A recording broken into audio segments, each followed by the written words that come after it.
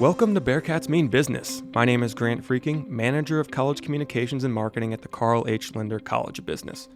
Did you know that there are more than 330,000 UC alumni worldwide? Or that nearly 50,000 of those alumni are Lindner graduates? I'm joined by two of those esteemed and accomplished Lindner alumni today. Josh Kramer, an accounting major as an undergraduate, is a producer for ESPN and an adjunct professor at UC. Cory Sims studied finance and real estate at Lindner and is now a managing member, investment and advisor representative at Sims Investment Management. Welcome, Josh and Cory. Great to be here, Grant. Yeah, thanks for having us. Of course. Now, gents, before we talk about your experiences at Lindner and UC, let's chat about what you do now. Josh, how does an accounting major who had multiple tax co-ops end up as a producer at ESPN? You know, I get this question a lot, Grant. There's really no simple way to explain it, so I'll kind of try to make it as short of an answer as possible here. So first of all, always dreamed of working at ESPN. I know that you had aspirations as well, and you still have time to, work in the sports media industry. And when I was in college, through the encouragement of some of my Honors Plus classmates like Jack Habig, Robel Cadane, Ryan Atkins, I started a sports blog called thesportscraze.com, which I know that you are familiar with because I believe you wrote a couple of posts for the blog back in the day. Back in the day, yep. Even though we are first meeting in person today, which is great. Yeah. All these years later. And that blog, I pumped out a little over 1,000 posts. So it was something that I was meticulous with and worked really hard on. And it was a great networking tool for me. And it got some local and national notoriety, which was great for me. And it added to my portfolio, which I didn't have much of a media portfolio when I started applying for internships at ESPN. I applied for dozens of internships, and it's very, very competitive, the internships at ESPN. That process is, I think it's harder to get an internship there than a full-time job. From my understanding, having worked on interview committees and hiring committees for both, you get more candidates. So I remember actually when I applied, I ended up getting an interview for a position in the mobile department in their New York City office. And I remember when I was interviewing, I can picture this. I was sitting underneath my desk at a co-op at Deloitte, literally just underneath the desk, taking sports trivia questions and answering interview questions. I also remember doing another interview for that in the Pike House over on campus here, and the electricity had went out. So I remember there was no lights anywhere. So I remember that as well. So ended up doing all that, getting an internship. And when I did the internship, I made it a point, and something that was instilled in me here was the networking aspect. And I met as many people as I could and heard about this content associate program and kept in touch with those people over the course of the next year and a half as I was getting closer to graduation. And I was fortunate enough that from this great program, I had a job lined up at Ernst & Young in their tax department. I was 2 weeks away from starting full-time there, and, which is great to have options. When I got the call to come to ESPN as a production assistant for $32,000 a year, and, after talking a lot with my family and friends, and with the encouragement of Ernst & Young as well, which there are some great Honors Plus alums that, hired me, like Justin Schaefer. They showed so much class. They let me out of the contract. They encouraged me to go after this opportunity. So I went. I packed my bags. I went, and, that was just the start. When you get to a place like ESPN and any major corporation, it's very competitive, right? And you're going up against graduates of some of the top media and journalism programs in the country, from schools like Syracuse and Northwestern.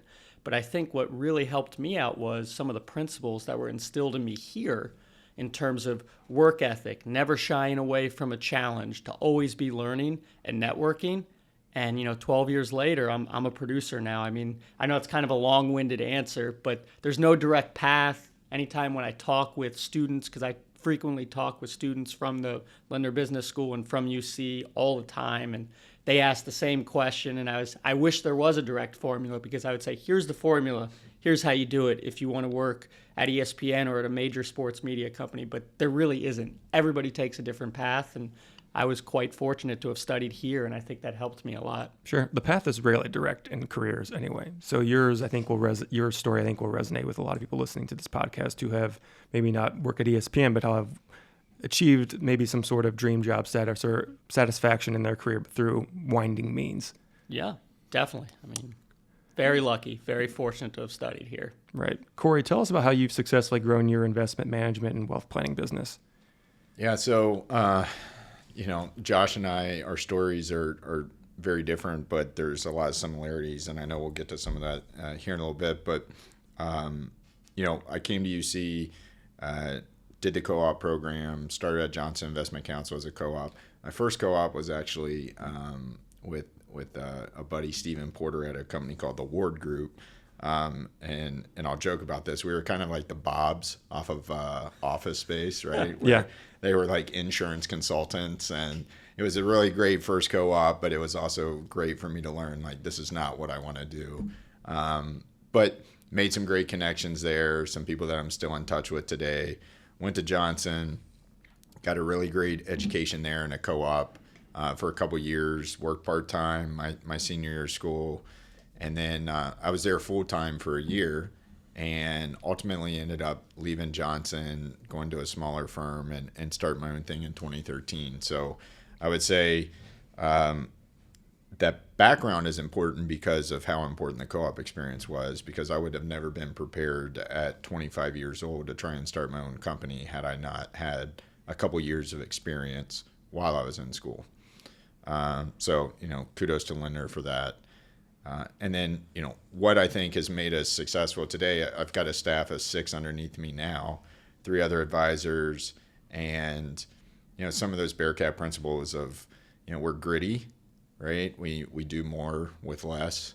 And as I was getting started, that was it. I was willing to, if I didn't know the answer to a question a client had, I was willing to bust my butt to go find it, get back to them quickly, provide them great service, and really I think like just going above and beyond for our clients and creating that culture with some of my other employees now is what's made us grow the way that we have the past decade. Right. Resilience is an attribute that'll apply to any professional setting, in my opinion. Yep. Cory, I read a Q&A recently where you said you came to UC intent on becoming a basketball coach. How did you end up maybe shifting from that goal? Yeah, so this is where Josh and I have similar stories here, just a little bit different. So, grew up a big Bearcat basketball fan. We have a ton of history. My family does with Cincinnati and the Bearcats. So, actually, my great grandparents had started a bar here in the 1930s. It was called the Clifton Cafe. It was on Victor and Warner on the corner. They had that. It was in my family until the early 80s, so about 50 years. My dad went to school here. Some of my uncles went to school here. And so my dad ended up playing a little bit of baseball and then was an equipment manager for basketball and football when he was here for a couple of years. So I was just kind of instilled growing up, hey, I wanted to be a Bearcat, and being an equipment manager is a good way for you to be able to get some of your school paid for. So I ended up making a connection with a guy that was on Huggins' staff. And then when everything went down with Hugs, this guy, Andy Astley, was still on AK staff for a year. And that's when I was a senior in high school. Mm-hmm. So this all comes together with just, again, that resilience and that Bearcat grit, because then AK got let go and Coach Cronin got hired. And, I went from having an equipment manager spot sealed on the basketball team to nobody having any idea who I was. So for the first 3 or 4 weeks that Coach Cronin was hired, in the midst of him trying to, hire a staff and put together a team, there was this annoying little kid, in West Virginia that was calling his office every other day and shooting him an email every day. And finally, a few weeks later, I got a call from Coach Larry Davis that said, hey, come up and work some basketball camps with us this summer. We'll see how that goes, and then, see if we can get you a spot as an equipment manager. So I did that all 5 years I was here.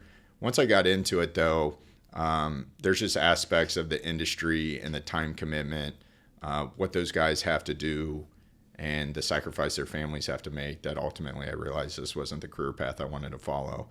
But I haven't necessarily given up on that dream. There's a couple great stories. There's a great book, Fourth and Goal, which is about a football coach that, had a successful financial career, never gave up on his dream, and became a college football coach later in life. So I'm not a college basketball coach right now, but I haven't given up on the dream.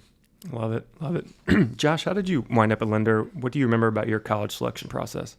So when I was towards the end of high school, I actually was highly considering playing tennis in college. I had looked at several schools, some Division II schools, some smaller Division I schools, and was heavily considering it. And I hurt my shoulder my senior year, and I kind of realized that I didn't know if I wanted to do this collegiately. Fortunately for me, at Princeton High School, where I went to high school, we had a couple of people that worked at the school. One was an academic advisor, John Beischel, who actually I think works at Winton Woods now, but he was at Princeton for a long time, and Tim Dugan, whose daughter Ashley McFarland works here at the business school. And they both knew about this Lindner Honors Plus program at UC, where they were looking for really well-rounded students to come here, and it was a scholarship. And heard about the program. I went to the breakfast that they had that was led by Jerry Ricketts, who was the director of the program at the time, and I was sold. It looked like an amazing opportunity. It had a challenging curriculum. It gave you the chance to travel the world. It had an amazing network of Bearcats to lean on, and of course a full-ride scholarship, which, when you're starting out, that's quite appealing, so you can come out of college with little to no debt. I also was fortunate that I knew a couple of guys in the Honors Plus program, Mark Wood, who's a good friend of Cory's as well, and Alex Arroyo. They were both Princeton alums that were a year older than me. And they highly encouraged me. They answered all my questions. They kind of talked about how amazing this program was. So I said, okay, that sounds great. I grew up a diehard Bearcat guy my whole life growing up here. Kind of always just knew that ultimately I would end up here in some way, whether it was as a student or was it as a season ticket holder or working on a staff here, whatever it was. So I applied for the program. I got an interview, and I would say that the interview was probably my first formal interview, I would say, that I had to do where, you showed up and dress, in a suit, and you were nervous and your hands were sweating and that type of thing. I guess you don't normally get to do that in high school. Even when you apply for jobs, I was a tennis teaching pro, I delivered newspapers, if you work at a store, it's not super formal interview process. But I remember the interview, was an all-day thing at the Lindner School. I remember vividly the interview portion with Jerry Ricketts, who was the director at the time, and I just remember it went really well. So I was in the parking garage. I was getting ready to drive back to school because this was on a school day, large chunk of the day. And I remember calling my mom and saying, well, that's as good as it could have went. I knew I had nailed it. Obviously, I hadn't had interview experience, but I knew, man, that went really well. So if I was going to get it, I have a really good shot. And if I wasn't going to get it, well, I wasn't going to get it anyway. And when I got the call, man, it was life-changing because, it was a scholarship. It was a chance to go to school here at a school that I think the culture of this university really fits who I am as a person. And, and I'll probably speak more on this later, but, being here, the academics, going to the athletic events, that was a dream come true. All of that was great. But I think the most important thing, and Cory can attest to this too, is making lifelong friends. 3 of the guys in my Honors Plus class were in my wedding. And, that's something that, you don't necessarily always get wherever you go to school. And, being a part of the Honors Plus program, being a part of a team, even though it was an academic team and not necessarily a sports team, building those lifelong bonds, that's probably the best thing that happened during my time at UC. Right on. The culture, right? Yeah. Culture, all about it. This question's for both of you. I'll start with Cory. Cory, you touched on the co-op experiences you had, but how else do you feel that Lindner prepared you for your career? Yeah, I think one of the things that Lindner did for me is it made me want to be a lifelong learner. And I think that's one of the most important things that you can do in education. I actually think, like, as further removed now, it's one of the greatest disservices that we do for young students is, you think about reading assignments and things like that. Some of the purpose of school and education is just to turn people into lifelong learners. And one way in order for you to turn someone into a lifelong learner is to figure out what their strengths are, what their passion is, and then just allow them to pour into that rather than, no, you have to go down this track, right? This is the way that you have to be taught, and this is the way that everybody's been done it. So I think what was great for me was, I did not get into Honors Plus. I had an interview. I wasn't lucky enough to get in, but I'm a big believer that things happen for a reason, because I got into, at the time, the Business Scholars Program, which was a little less structured. And that worked for me because being a basketball manager, I would have to go to school for 6 months and then I would co-op for 6 months instead of rotating every quarter at the time. So having that flexibility and having academic advisors that would help me navigate that in order to make my schedule work, and then, having a flexible enough basketball staff that, also understood that there was going to be parts of the year that I was a little bit less accessible because I'd be on co-op. So,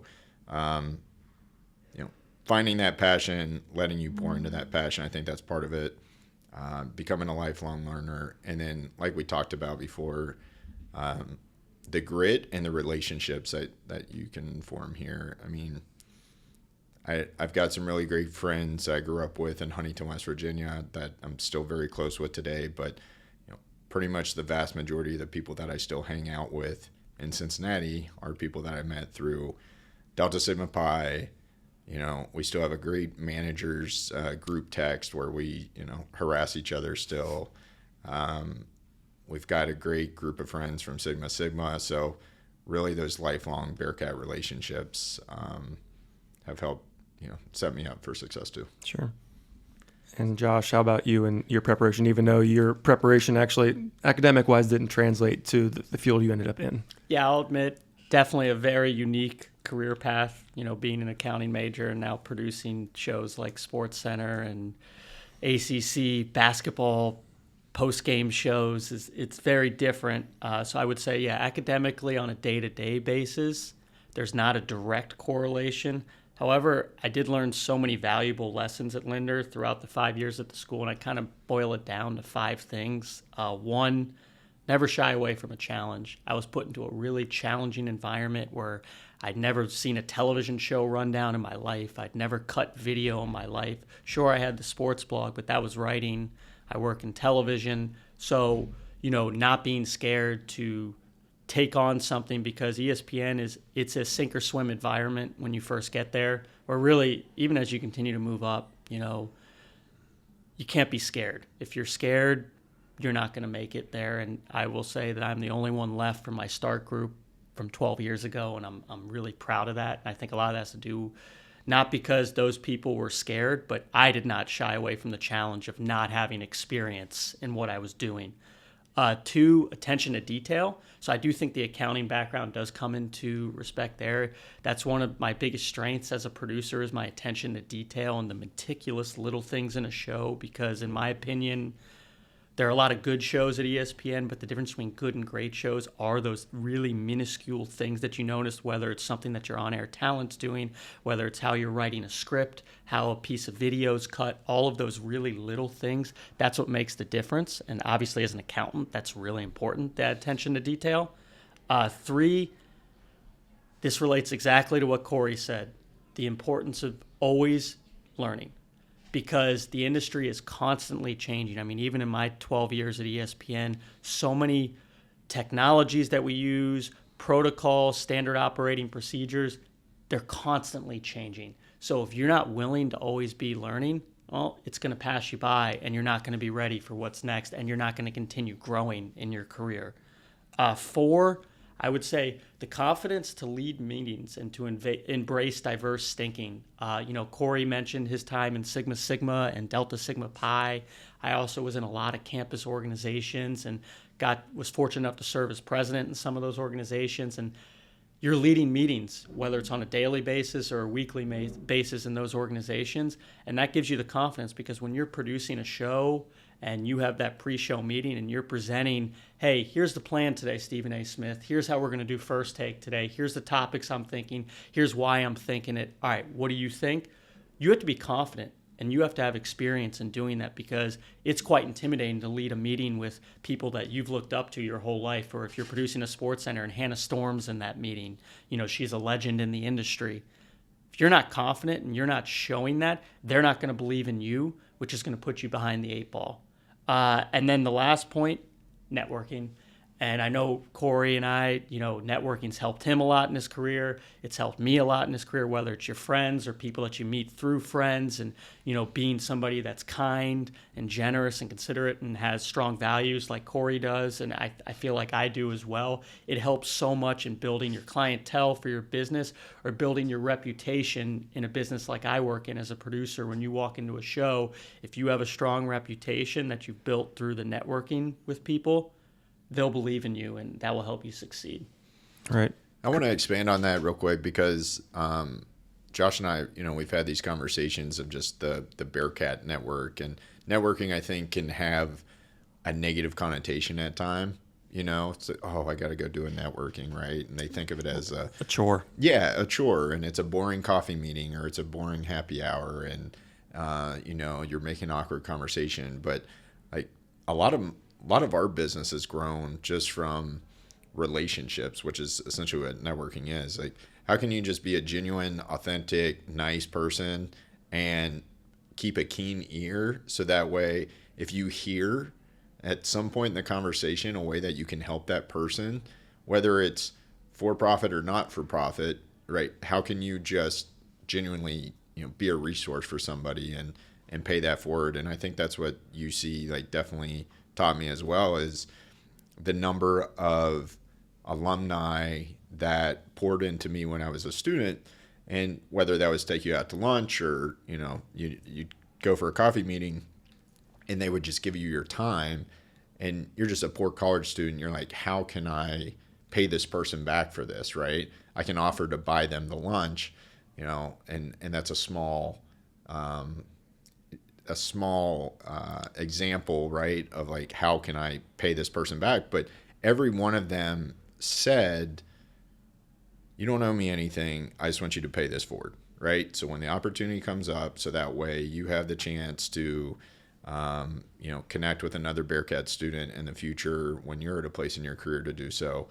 Like, that's how you can repay me, is just pay it forward to someone else. And I think that's been a part of Josh and I's journey as a Bearcat too. Right. Yeah, and just to add on to what Cory just said there, when I teach the course Intro to Sports Media Production here, I've required each student to network with 3 different professionals in the industry throughout the semester. That's something that I added into the course, and it helped some of them land internships and jobs. But at the same time, I explained to them, when I was trying to break into the sports media industry, I emailed thousands of people, and I probably heard back from less than 1% of them, and that's okay. But I think exactly what Cory said, there should not be a negative connotation around networking. Networking is not about what they can do for you. It's about building a connection with somebody, and first, how can you help them, and build the connection with them, and then maybe eventually it comes back around. And I think Cory brought up an excellent point there, because I think that's something I really had to explain to my students, and it's paid forward for some of them in landing internships and jobs. So I think that's really important. Right. Yeah. I also loved your point number 4, because I've never thought of it that way. But, Josh is talking about his experience of leading a meeting with, arguably intimidating people, to be leading a meeting at a younger age because of the experience. And I've never necessarily thought that, Lindner prepared me that way as well, because here I am starting a company at 25, and, I'm looking across the table at people that are 20 or 30 years older than me, thinking, well, why should they be listening to a 25-year-old about doing financial planning? they've got significantly more wealth than I have at this point, just because of their age. And all of a sudden you get in that situation, you realize I am prepared to lead this meeting. I do have the education. I can help these people. I am qualified. And again, I don't know if you get that type of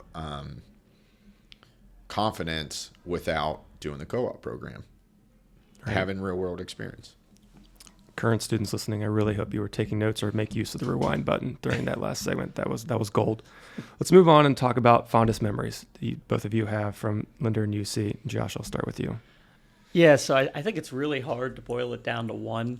I know I've already brought this up. My top memory is just building those lifelong friends. I mentioned, Jack Habig, Robel Cadane, Ryan Atkins. They were all in my wedding. They're still people that I'm close with to this day, even though I don't live in the same state as any of them. They're people that I look to. They're confidants. They're people I come to for advice. We talk about parenting. We talk about, being a good husband, all these types of things. I think that is invaluable, and that is probably the best part of my UC experience. But in terms of other fun items, I would say while I was at UC, I probably got to attend the greatest live sporting event I ever attended. It was December of 2009. Cincinnati was undefeated in football, going into their final game against an 11-1 Pitt team. So the winner of that game was going to win the Big East. The game was at Heinz Field in Pitt. And I remember going with probably like 70 or 80 Pikes, on shuttle buses. It was freezing cold. It was snowing. I don't know, Cory, were you at this game? No, unfortunately, Coach Cronin, he conveniently scheduled a practice during this game time. So we kept sneaking into the locker room to check on the score, to the point that he got a little aggravated and said, if one more person goes in that locker room, I know what you guys are doing. I need you focused out here, because we had a game coming up and the Big East season was starting, so I was not there. Yeah, it was like early December of 2009. It was the last game of the regular season. Ended up, ironically, being Brian Kelly's last game at UC. And I remember the game. It was snowing. It was cold. We were down 21 points. It looked like the undefeated season was going bye-bye, and we wouldn't win the Big East title, so therefore we wouldn't get into a major bowl game. And I remember right before halftime, Marty Gilliard took a kick back. We were down 21 points. He had a kick return for a touchdown. We came all the way back. Tony Pike hit Armand Binns for a touchdown in the final minute. Pitt's kicker missed an extra point. We ended up winning the game 45-44. And I just remember the excitement of the game, but I also remember after the game being there with thousands of UC people that travel and just everybody kind of taking in the moment together at Pitt Stadium, which happens to be Heinz Field, which is where the Steelers played as well. So most Cincinnati people don't have much love for the Steelers. I do not. And I remember that moment. It was just such an amazing moment. And then, of course, we went to the Sugar Bowl. Going to that was amazing. The year before, we went to the Orange Bowl. Those were arguably the best couple years, 2 to 3 years of UC football maybe ever. I know that obviously a couple years back we went to the college football playoff, but in terms of years in a row, it's right up there, going to an Orange Bowl and Sugar Bowl. And then I would say another memory is I never missed a home basketball game in my 5 years, which obviously Cory did not either because he was working the games. But just kind of watching Mick Cronin and that program go from being kind of a cellar dweller in the Big East to being a team by the end of my 5 years that was making the tournament again, that was, a top 25 caliber team. That was really neat, watching a program that I worshiped so much growing up get back to being a national powerhouse. So it's really exciting to see what's going on right now as well with the basketball program, that hopefully we might be getting back to the tournament again. We have that top 20 ranking, so we'll see how that goes. But I'd say those are probably a few of my fondest memories. I'm sure Cory could go all day on this too. Yeah, Cory, can you top that? Yeah, the football memories were amazing. The only caveat there is, unfortunately we didn't win either one of those BCS bowl games, and especially the way that last one ended with Coach Kelly not coaching and Tim Tebow just having a field day against the Bearcats there. But those football seasons were amazing. There were some small opportunities. I was in Delta Sigma Pi here in the College of Business. We would have a brotherhood weekend every year where we'd go, to a different state park and just get away as a community and play games and have a good time. So brotherhood weekend certainly brings back a lot of memories. In regards to basketball, Josh touched on it. I got here, I think Coach Cronin's first year, we went 8-22, I think. So I think the second year we went 12-18. But that first year we beat X at home. We beat WVU at home to win a couple pretty big games. It was very cool to be a part of that rebuilding process. I take a lot of pride in that too because, freshmen that are coming into the College of Business this year, right, they're probably born somewhere around 2006, which was the year I got here and the year that Coach Cronin got here. And it took 5 years to rebuild that program. And it wasn't until my fifth year that we made it back to the NCAA tournament. So I take a lot of pride in that, and typically wear my NCAA fossil watch that we got for going into the tournament, when I go to UC Bearcat basketball games now. So, and then my fourth year, we got to go to the Maui Invitational, and that was incredible. To be over there, we played in the championship game. We lost to Gonzaga in a very heartbreaking fashion, but it was a pretty cool experience to be over there as a manager, even though I was working a lot, to be in Maui for 7 days. Not bad. Yeah, very cool. Went to the Big East tournament a few times as a manager. We made it to the Final Four playing there Friday night, Madison Square Garden. You've got Jay-Z and Bill Clinton and other celebrities sitting right behind your bench. So also a very cool experience as a 21-year-old, 22-year-old at the time. Right. I'll add on real quick here. So Cory mentioned the Sugar Bowl kind of being devastating, that just how that game played out and how Tim Tebow was his last collegiate game, and he had a great game, and they beat us very handily.